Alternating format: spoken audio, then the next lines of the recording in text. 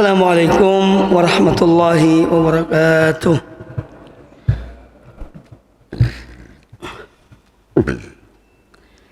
Innal hamdalillah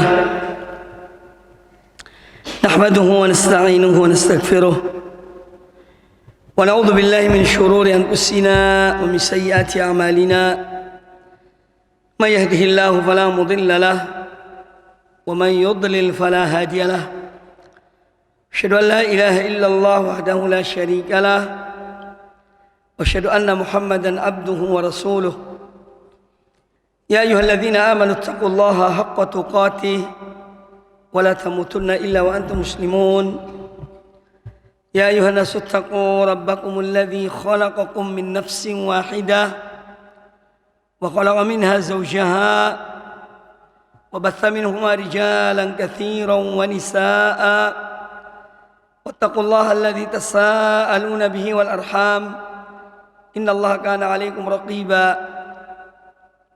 يا أيها الذين آمنوا اتقوا الله وقولوا قولا سديدا يصلح لكم أعمالكم ويغفر لكم ذنوبكم ومن يطع الله ورسوله فقد فاز فوزا عظيما. أما بعد, kaum muslimin, kaum muslimat, para jamaah salat subuh di Masjid Al-Ikhlas, semoga Allah SWT menerima amal-amal ibadah kita dan menjadikan kita di antara hamba-hambanya yang senantiasa ikhlas melaksanakan perintah-perintah Allah dan menjauhi larangan-larangan Allah Subhanahu wa taala.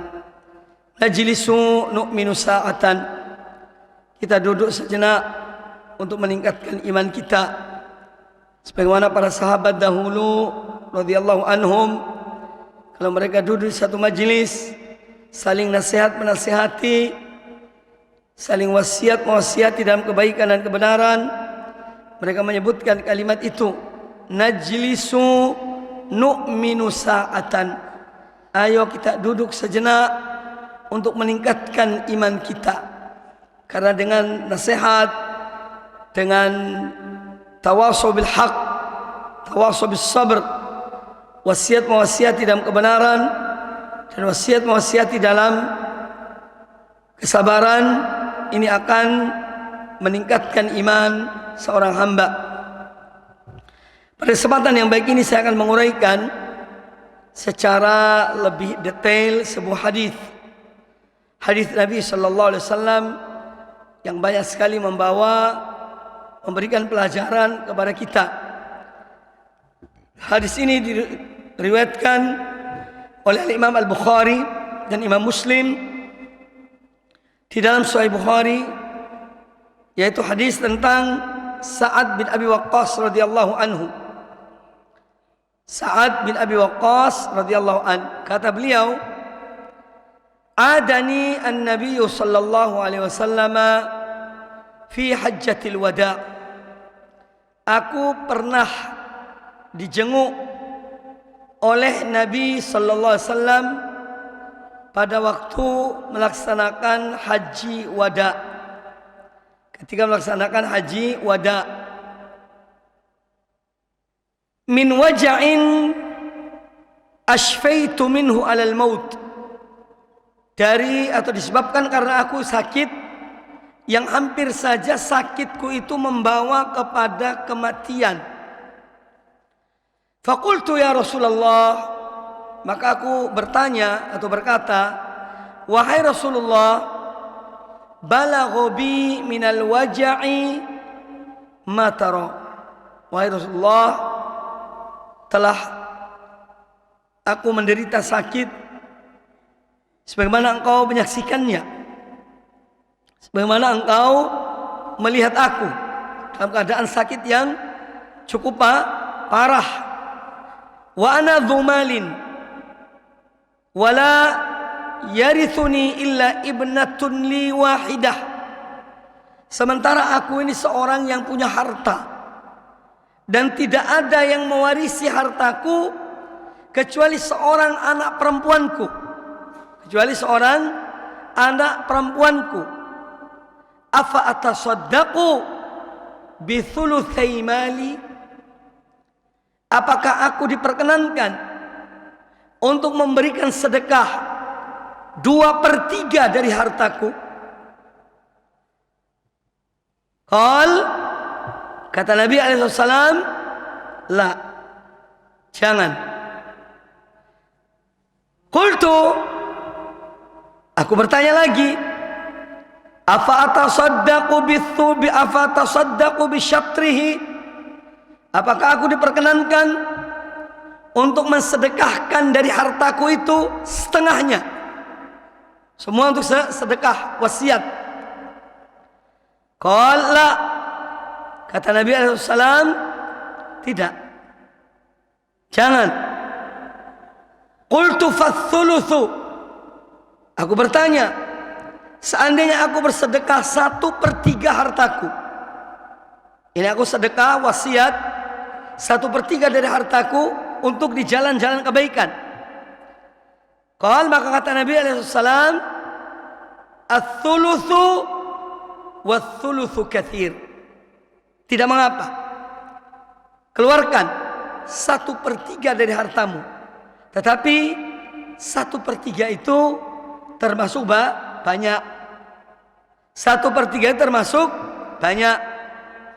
Lalu kata Nabi SAW, innaka antadhara warathataka aghniya'a khairun min antadharahum alatan yatakaffafunan nas. Sesungguhnya kamu meninggalkan ahli warismu dalam keadaan cukup itu lebih baik daripada kamu meninggalkan mereka dalam keadaan miskin. Yatakaffafunan nasa, mereka meminta-minta kepada manusia.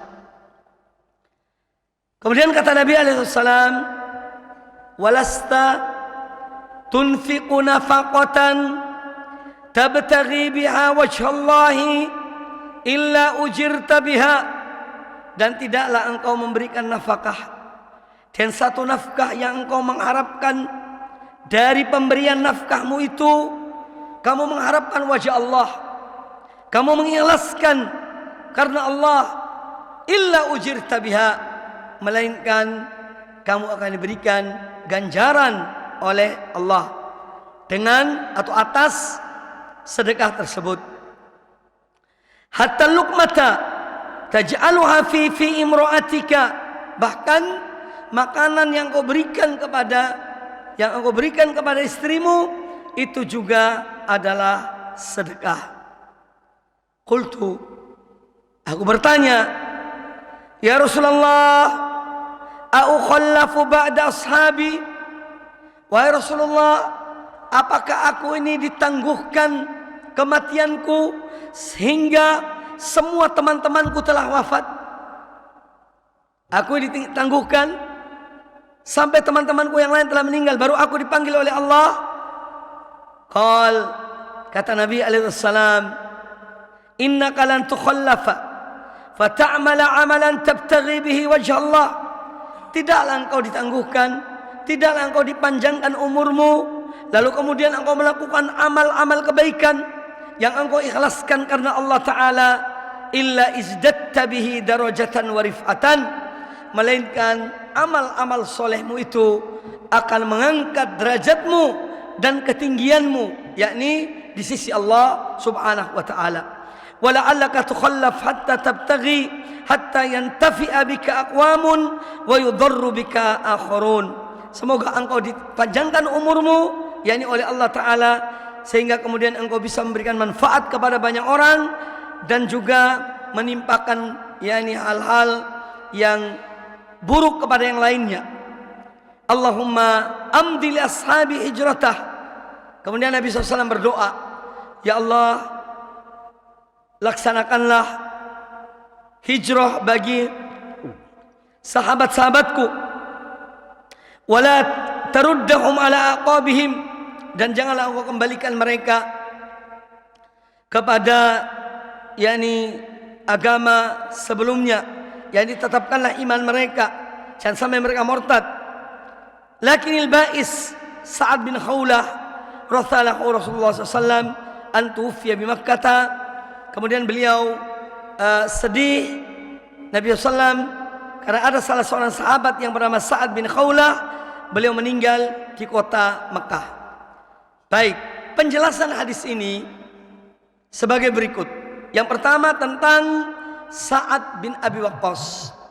Sa'ad bin Abi Waqqas radhiyallahu taala anhu salah seorang di antara sabiqun al-awwalun, salah seorang di antara sahabat-sahabat Nabi SAW yang pertama-tama memeluk Islam. Ya.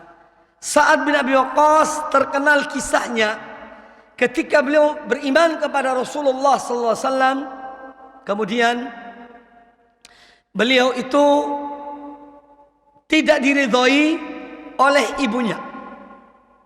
Ibunya marah karena Sa'ad bin Abi Waqqas memeluk agama Rasulullah SAW. Maka ibunya mengambil langkah memprotes anaknya yang mengikuti agama Muhammad. Sang ibu kemudian mogok makan. Ibunya mogok makan sampai beberapa hari, lemah badannya. Maka ada beberapa orang memberitahukan kepada Sa'ad, wahai Sa'ad, ibumu dalam keadaan, ya ini keadaan parah karena tidak makan. Maka datanglah Sa'ad bin Abi Waqqas melihat ibunya. Lalu kata ibunya, engkau keluar dari agama Muhammad atau aku tetap tidak akan makan. Apa jawaban Sa'ad bin Abi Waqqas pada ibunya? Wahai ibuku, seandainya ibu memiliki 100 nyawa, ya, seandainya ibu memiliki 100 nyawa, ya, lalu nyawa ibu keluar satu persatu sampai habis, aku tidak akan meninggalkan agama Muhammad sallallahu alaihi wasallam. Ini keyakinan. Dari apa yang dilakukan oleh Sa'ad bin Abi Waqqas, sikap tegas itu menjadikan sang ibu tuh ngalah. Ini ibunya makan. Kemudian turunlah firman Allah Ta'ala dalam surat Luqman, wa in jahadaka ala an tusyrika bi ma laysa laka bihi ilmun fala tuti'huma wa sahibhuma fid dunya ma'rufa. Dan apabila kedua orang tuamu berupaya, ya, dengan sungguh-sungguh ala an tusyrika bi, supaya kamu melakukan kesyirikan kepada aku dan sesuatu yang kamu tidak punya ilmu, maka janganlah kamu taat kepada keduanya, tetapi gaulilah mereka di dunia dengan cara yang baik. Ayat ini turun penegasan kepada sikap Sa'ad bin Abi Waqqas radhiyallahu taala anhu yang mempertahankan akidahnya, mempertahankan imannya karena Allah Subhanahu wa taala. Ini Sa'ad bin Abi Waqqas, dan beliau salah seorang di antara al-asyaratu al-mubasysyaruna bil jannah. Beliau salah seorang di antara 10 sahabat yang disebutkan dalam satu hadis bahwa mereka dijamin surga. Salah satunya adalah Sa'ad bin Abi Waqqas radhiyallahu taala anhu. Nah, suatu ketika Sa'ad bin Abi Waqqas ini sakit. Ketika itu beliau berada di kota Mekah. Nah, ketika haji wada, An-Nabi alaihissalam, orang yang mulia, orang yang memperhatikan para sahabatnya. Nabi SAW bukan orang yang cuek, ya, mendengar sahabat yang sakit atau ada masalah tidak dibiarkan. Tapi Nabi SAW orang yang berakhlak mulia, orang yang tidak memandang dirinya lebih dari semuanya. Tapi beliau mendatangi Sa'ad bin Abi Waqqas. Ini ketika haji wada. Dan yang dimaksud dengan haji wada artinya haji yang pertama dan terakhir. Karena Nabi SAW melakukan ibadah haji hanya 1 kali seumur hidup. Dan itu hikmahnya besar.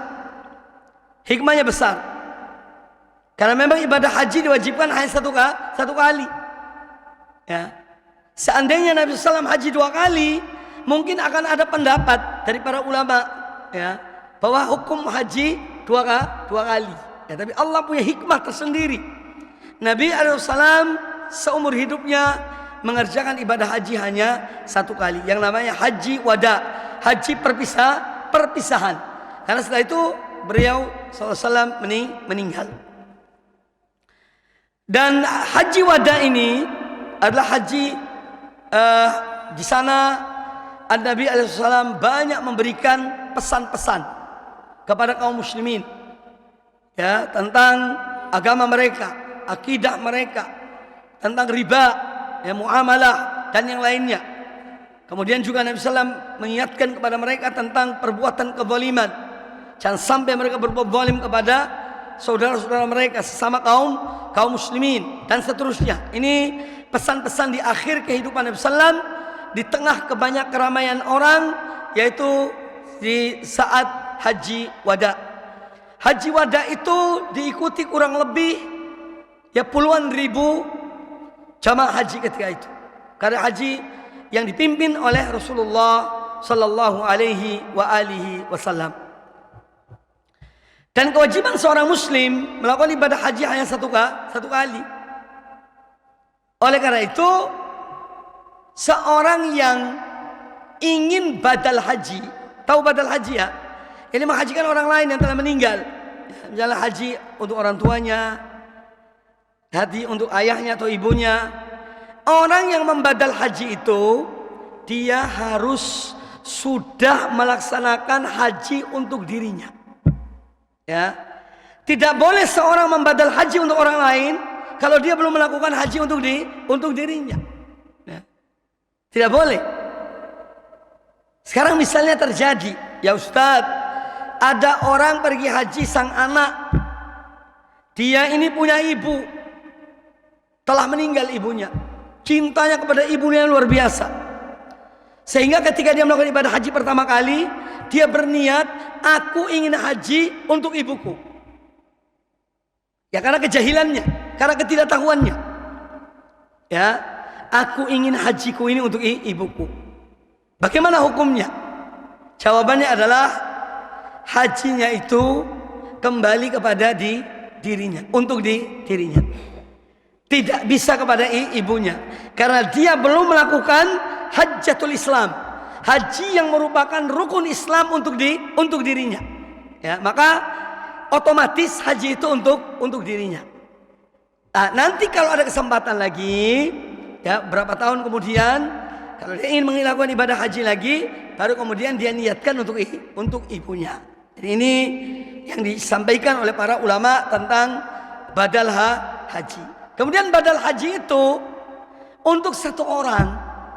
Lah sekarang ini naudzubillah ada pihak-pihak yang memang mengambil kesempatan. Ngumpulan orang, ayo siapa mau badal haji? Kumpul 5 orang. Satu kali sekarang ini harganya badal haji 15 juta. Saya dapat informasi. Orang yang membadal haji itu suruh bayar 15 juta. Jadi kalau 5 orang dikalikan, 5 kali 15, 75 juta. Diambil, satu orang ngambil dari 5 orang. Lah ini tidak benar. Dia hanya bisa membadalkan haji hanya untuk satu orang. Tapi karena manusia, banyak kaum muslimin tidak ngerti. Makanya kalau ada tawaran, badal haji, ini saya badalkan hajimu atau keluargamu. Ya. Bayar berapa? 15 juta. Ya, dengan ringan orang berikan. Nah ini kita harus waspada. Salah-salah seperti ini banyak kaum muslimin yang tidak mengetahuinya, sehingga mereka tertipu. Juga yang kedua, para pelaku itu yang memang orang-orang yang cinta dunia, tidak takut dosa, yang penting dapat hartanya orang. Naudzubillah min dzalik. Dia gampang, tinggal pulang bikin syahadah, ijazah, sertifikat haji fulan bin fulan, diberikan, selesai. Entah dia lakukan atau tidak, wallahu a'lam. Maka dari itu kalau akan badal haji itu cari orang yang betul-betul takwa kepada Allah Subhanahu wa taala. Takwa kepada Allah Subhanahu wa taala. Baik, kita lanjutkan. Jadi ketika Sa'ad bin Abi Waqqas sakit, datanglah Nabi sallam menjenguk Sa'ad bin Abi Waqqas yang sedang sakit di kota Mekah. Lalu kemudian Sa'ad menyampaikan sesuatu dalam dirinya yang menjadi pertanyaan dalam dirinya.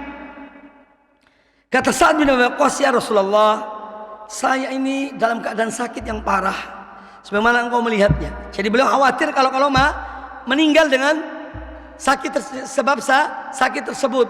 Sementara beliau ini punya hartanya banyak, dan anaknya hanya satu orang, anak perempuan. Oleh karena itu saat punya ide, ya, supaya dia itu ingin memberikan 2/3 dari hartanya diwasiatkan untuk amal-amal kebaikan, entah bangun masjid atau apalah, ya. Intinya wasiat itu untuk amal kebaikan, ya. Saat bertanya, saya boleh enggak kalau saya memberi 2/3 dari hartaku ini untuk amal-amal kebaikan? Kata Rasulullah SAW, jangan kamu lakukan hal itu. Lah, kalau setengah lebih sedikit lagi. Kalau setengah dari hartaku untuk wasiat, kata Rasulullah SAW, jangan. Lah kalau 1/3, kata beliau silakan, boleh 1/3. Tapi ketahuilah bahwa 1/3 itu termasuk banyak. Makanya Abdullah bin Abbas radhiyallahu anhu, beliau mengatakan bahwa yang lebih afdal wasiat itu, kalau Abdullah bin Abbas memilih angka 1/4. Kalau Abu Bakar Siddiq radhiyallahu anhu memilih angka 1/5 untuk wasiat. Yang 4/5 itu untuk yang selebihnya untuk ahli waris. Karena Nabi sallallahu alaihi wasallam berkata 1/3 itu banyak, ya. 1/3 itu banyak. Nah ini sekarang ada orang-orang yang kurang mengerti, ya seperti itu, berikan wasiat setengah dari hartanya untuk amal kebaikan, sementara tidak diberikan atau setengahnya untuk anak-anaknya misalnya atau ahli warisnya. Ini sebetulnya menyelisihi ketentuan Rasulullah Sallallahu Alaihi Wasallam. Jadi wasiat itu maksimal 1/3. Seorang punya uang 90 juta misalnya sebagai warisan, dia boleh berwasiat maksimal 30 juta. Yang 60 juta untuk ahli warisnya.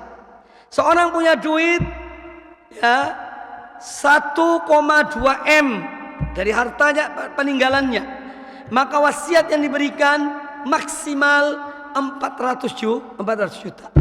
Tidak boleh lebih dari 400 juta. Itu 1/3. Yang 800 juta untuk ahli warisnya. Sekarang pertanyaan, ya Ustadz, apabila ada orang dalam wasiatnya, dia mencatat wasiatnya, jumlah hartaku sekian, kalau aku meninggal jumlah hartaku 1,2 M, ya, kalau aku meninggal yang setengahnya 600 juta berikan ke masjid ini atau berikan ke panti asuhan ini dan itu, dalam tulisan, apa hukumnya? Jawabannya adalah wasiat ini tidak boleh dilakukan. Kalau ahli waris cinta kepada orang ini, jangan lakukan. Tapi ambil minimal, yaitu 1/3. Yang 200, yang selebihnya kasih kembali kepada ahli waris. Jadi tidak semua wasiat itu boleh dilakukan. Ada orang bangun masjid, ya, kemudian dia wasiat, kalau nanti aku meninggal, kuburkan aku depan masjid di kiblat. Boleh tidak dilakukan itu wasiatnya? Tidak boleh lakukan wasiat itu, karena bertentangan, ya. Tidak, orang meninggal, orang muslim kubur di kuburan kaum muslimin, bukan depan masjid. Ya, ini ketentuan agama. Jadi tidak semua wasiat itu dilakukan, kecuali kalau sesuai dengan syariat Allah dan Rasulnya Sallallahu Alaihi Wasallam. Ini catatan penting. Ya. Lah kadang-kadang kita ini bawa perasaan, gimana ndak enak, nanti orang tuaku menderita. Justru kalau lakukan wasiatnya yang tidak benar, itu akan menderita. Tapi kalau kita luruskan, mungkin dia tidak tahu, dia tidak ngerti, maka insya Allah justru lebih selamat. Ini masalah wasiat. Jadi wasiat itu dalam bentuk harta maksimal 1/3 dari jumlah harta. Lebih bagus lagi kalau di bawah itu. Abdullah bin Abbas memilih angka 1/4. Abu Bakar Siddiq radhiyallahu anhu memilih angka 1/5 untuk wasiat. Selebihnya kembali kepada ahli waris. Kemudian di antara pelajaran yang diambil dari hadis ini, bertanya kepada orang berilmu. Sebagaimana Sa'ad bin Abi Waqqas bertanya kepada Rasulullah sallallahu alaihi wasallam, apalagi masalah berkaitan dengan agama, masalah berkaitan dengan hak-hak manusia, ya. Maka apa saja yang kita tidak tahu dalam masalah agama, kalau kita ingin melakukannya, hendaknya kita bertanya kepada orang yang berilmu, supaya mereka mengarahkannya, mereka yang memberikan bimbingan. Inilah pentingnya bertanya. Jangan seorang bertindak semaunya. Agama ini bukan hawa nafsu, agama ini bukan perasaan, ya. Agama ini bukan budaya. Agama ini adalah ketentuan Allah dan Rasulnya sallallahu alaihi wasallam. Itu agama, ya. Oleh karena itu kita bertanya kepada orang yang berilmu, ya. Jangan sampai kita mengikuti tradisi. Salah satu tradisi yang tidak benar adalah ada kepercayaan nikah yang diadakan pada bulan-bulan tertentu bisa mendatangkan bencana, ya. Ini khurafat, ya. Tidak ada. Semua hari itu baik, semua bulan itu baik. Yang tidak baik perbuatan maksiat kita, perbuatan dosa kita, itu yang tidak benar, ya. Tapi hari, bulan, tanggal semua baik, ya. Tinggal orang yang mengamalkan di hari tersebut. Oleh karena itu kita ini harus mengikuti tuntunan Allah dan Rasulnya sallallahu alaihi wasallam. Kemudian hadis ini juga memberikan pelajaran kepada kita tentang meninggalkan ahli waris dalam keadaan cukup.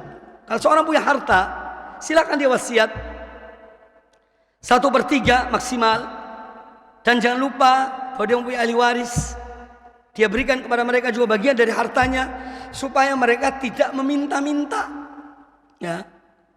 Dan warisan itu beda dengan hibah. Hibah di saat hidup. Hibah itu apa sih artinya? Pemberian. Itu hibah. Kalau seorang menghibahkan harta kepada anak-anaknya di saat dia sehat walafiat dalam keadaan hidup, itu harus adil. Seorang punya anak 3 orang, 2 laki-laki 1 perempuan, orangnya cukup, orangnya mampu, dia bangun 3 ruko, ya. Sebelum mati masih hidup sehat walafiat. Rukonya 1 punya fulan, 2 punya fulan, 3 punya fulan. Sudah bagi-bagikan. Itu boleh. Kalau dalam keadaan sehat walafiat, memberikan kepada anak dengan adil, ya. Jangan beda. Tapi kalau ruko itu dibuat, kemudian dia meninggal dan dia tidak menghibahkan kepada perorangan, maka jatuhnya harta itu warisan. Pembagiannya beda. Tidak boleh 1-1-1, tidak boleh. Tapi harus 2:1. 2 bagian untuk laki-laki, 1 bagian untuk wanita. Jadi harus dibedakan. Hibah di saat hidup itu ketentuannya harus adil. Sama anak semua sama, tidak boleh bedakan. Tapi kalau sudah meninggal, jatuhnya warisan, sudah ada ketentuan, ya. Sudah ada ketentuan. Tidak boleh semaunya kita, tidak. Nah, ini tentang beda antara pemberian atau hibah dengan warisan. Maka ada hadis Nabi sallam, la wasiyata li waris. Orang yang mendapat bagian dari harta warisan tidak boleh wasiat untuk mereka, wasiat untuk yang lainnya. Artinya bagian dari harta itu diberikan kepada yang lainnya. Karena ahli waris sudah ada ketentuannya. Ada 1/4, ada yang setengah, ya. Istri kalau suami punya anak dapat 1/8. Kalau suami tidak punya anak, ya, dia dapat 1/4 dan seterusnya, ya. Ini ketentuan-ketentuan agama yang sudah ditentukan. Jadi bedakan antara wasiat dengan warisan dengan hibah, dengan pemberian di saat hidup. Kemudian hadis ini juga memberikan pelajaran kepada kita, yaitu tadi supaya kita meninggalkan anak-anak kita. Kalau seorang punya harta, jangan sampai mereka hidup sulit, ya. Berikan mereka secukupnya, atau berikan pekerjaan supaya mereka itu bisa, artinya hidup dalam keadaan cukup, tidak meminta-minta kepada manusia. Ini menunjukkan bahwa meminta-minta itu adalah perbuatan yang tercela, ya. Menengadahkan tangan pada orang, ya, itu perbuatan yang tercela. Islam tidak membenarkan hal itu kecuali dalam kondisi tertentu.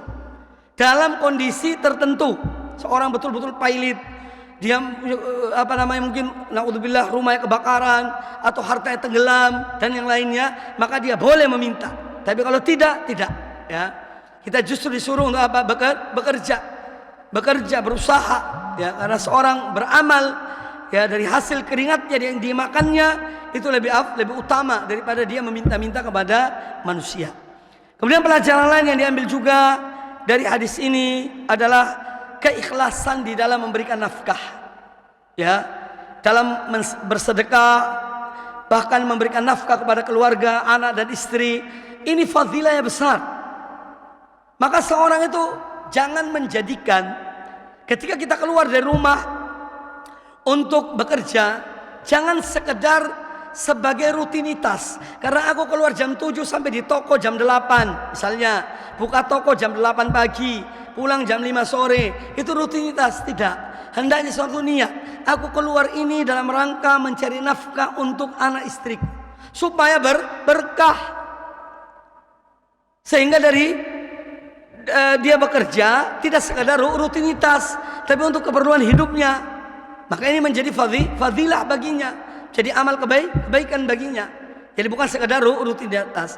Karena Nabi SAW mengatakan orang yang ikhlas dalam dia mencari nafkah, ya kemudian dia berikan, infakkan hartanya karena Allah, termasuk yang diberikan kepada anak istrinya, itu akan diberikan pahala oleh Allah Subhanahu wa ta'ala, akan diberkahi hartanya oleh Allah Subhanahu wa ta'ala. Dan catatan, yang dicarinya itu dari jalan yang halal, bukan dari jalan yang haram ya, tapi dengan betul-betul dengan keringatnya, jerih payahnya dia lakukan karena Allah, maka dia mendapat pahala dari apa yang dia nafkahkan kepada keluarganya ya. Kemudian hadis ini juga menjelaskan kepada kita tentang keutamaan dan kemuliaan Sa'ad bin Abi Waqqas, yang mana beliau didoakan oleh Nabi SAW supaya dipanjangkan umurnya. Dan betul, Sa'ad bin Waqqas termasuk salah seorang sahabat yang dipanjangkan umurnya, dan beliau pemimpin panglima perang Qadisiyah. Perang Qadisiyah itu waktu menaklukkan Persia. Itu dipimpin oleh Sa'ad bin Abi Waqqas radhiyallahu an ya, dan dia menaklukkan negeri Persia, yaitu di saat Sa'ad bin Abi Waqqas menjadi pemimpin perang. Ketika itu tubuh beliau dalam keadaan bisul, banyak bisul tumbuh dalam tubuh beliau. Tapi amanah yang diberikan kepada beliau oleh Umar bin Khattab radhiyallahu an, maka beliau tetap menjadi panglima di saat itu radhiyallahu anhu, dan Allah berikan kemenangan ya kepada kaum muslimin ya, di bawah kepemimpinan Sa'ad bin Abi Waqqas radhiyallahu anhu. Kemudian bahwa umur manusia itu, apalagi seorang mukmin tentunya, itu bermanfaat baginya. Makanya Rasulullah melarang seorang muslimah itu berangan-angan mati hanya karena satu musibah yang menimpa dirinya. La yatamannayanna ahadukumul mauta lidurrin asabahu. Tidak boleh ya salah seorang di antara kalian berangan-angan mati hanya karena satu musibah yang menimpa dirinya. Tidak boleh. Tapi seorang berdoa pada Allah Ta'ala, ya Allah, seandainya hidupku ini masih bermanfaat dan lebih baik bagiku, maka hidupkanlah aku. Seandainya kematian lebih baik bagi aku, maka matikanlah aku. Jadi dia serahkan pada Allah Subhanahu wa ta'ala ya. Jadi dia tidak meminta supaya ya Allah matikanlah aku, tapi menjarahkan pada Allah.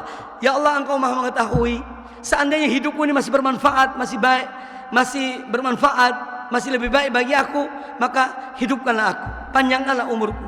Tapi seandainya musibah yang menimpa aku ini menjadikan hidupku nanti berantakan, aku terfitnah oleh sakit ini, oleh musibah ini, maka matikanlah aku. Maka karena kehidupan seorang mukmin itu bermanfaat. Setiap detik, setiap saat yang kita gunakan beribadah pada Allah Ta'ala, itu akan bermanfaat bagi kita. Seandainya orang-orang yang telah meninggal ini disuruh bangun, dikasih kesempatan bangkit ya, bangkit sebentar untuk kita tanya mereka, kamu ingin apa sih kalau diberikan kesempatan untuk hidup lagi? Mungkin ada yang mengatakan, aku ingin sholat 2 rakaat. Aku ingin hanya menambah istighfar ketika aku dulu kurang istighfarnya.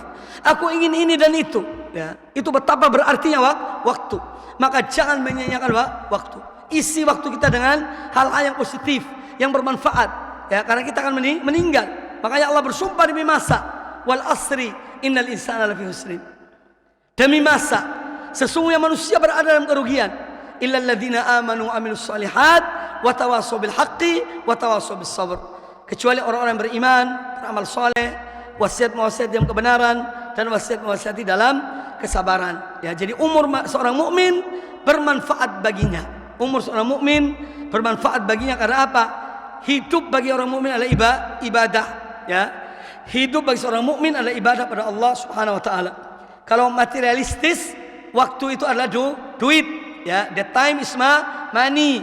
Kalau orang muslim, the time is ibadah pada Allah taala. Waktu adalah untuk ibadah kepada Allah taala. Entah ibadah yang umum atau ibadah yang bersifat khusus, ya.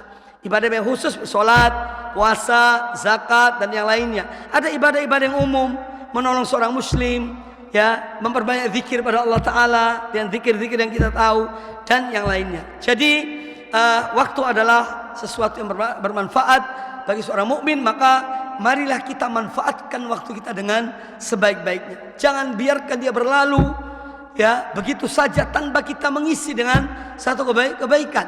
Apalagi zaman kita ini zaman banyak godaannya. Waktu kita habis hanya untuk duduk menghadap HP. Masing-masing, ayah sendiri, ibu sendiri, suami sendiri, istri sendiri, anak sendiri, masing-masing cari tempat, ya.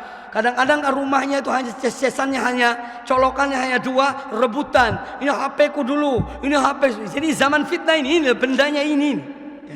Ya. Kalau dimanfaatkan dengan baik, insya Allah bermanfaat.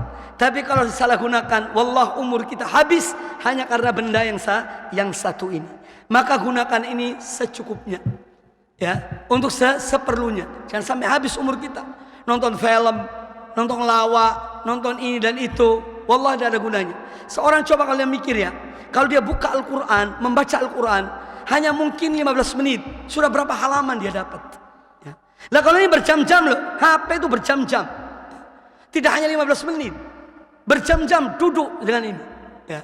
Oleh itu semoga ini Allah memberikan taufik pada kita ini untuk bisa manfaatkan waktu dengan sebaik-baiknya. Kemudian An-Nabi alaihissalam, beliau itu orang yang ingin supaya ibadah seorang mukmin itu sempurna. Makanya beliau berdoa mohon pada Allah Ta'ala, jangan sampai para sahabatku yakni kembali ke belakang. Kembali ke belakang. Beliau inginkan semua kaum muhajirin yang berhijrah dari Mekah ke Madinah supaya meninggalnya mereka itu di Madinah agar sempurna hijrahnya. Makanya beliau kemudian sedih mengingat Sa'ad bin Khawlah. Sa'ad bin Khawlah salah seorang muhajirin, tapi beliau meninggal di kota Mekah radhiyallahu an. Beliau meninggal di kota Mekah. Nah, Nabi SAW sedih. Alangkah baiknya kalau dia meninggal di kota Madinah. Jadi betul-betul hijrah secara utuh, mulai hijrah sampai meninggal. Dan itu juga terjadi pada diri Nabi SAW. Beliau sampai wafatnya di kota Madinah. Ini menunjukkan kesempurnaan hijrah itu. Termasuk Abu Bakar Siddiq, Umar bin Khattab, Utsman bin Affan, Ali bin Abi Thalib dan yang lainnya. Para muhajirin semuanya kebanyakan meninggal di kota Madinah. Ya, ini sebagai bukti artinya untuk menunjukkan kesempurnaan hijrah mereka. Kaum muslimin, kaum muslimat rahimani wa rahimakumullah, itulah yang dapat saya sampaikan. Semoga apa yang kita dengar pada kesempatan yang baik ini bermanfaat bagi kita semuanya. Semoga Allah Ta'ala memberikan pada kita ilmu yang bermanfaat dan amal yang soleh. Allahumma qsim lana min khasyatika ma tahulu bihi bainana wa baina ma'asik, wa min ta'atika ma tuballighuna bihi jannatak, wa min al-yaqini ma tuhawwinu bihi alaina masa'ib ad-dunya. Allahumma matti'na bi asma'ina wa absarina wa quwwatina ma ahyaytana waj'alhu al-waritha minna waj'al tha'rana 'ala man dhalamana wansurna 'ala man adana wa la taj'al musibatana fi dinina wa la taj'al ad-dunya akbar hammina wa la mablagha ilmina wa la tusallit 'alaina man la yarhamuna. Demikian, wa sallallahu wasallam wa baraka ala nabiyina wa ala alihi washabihi ajma'in. Thumma assalamu alaikum warahmatullahi wabarakatuh.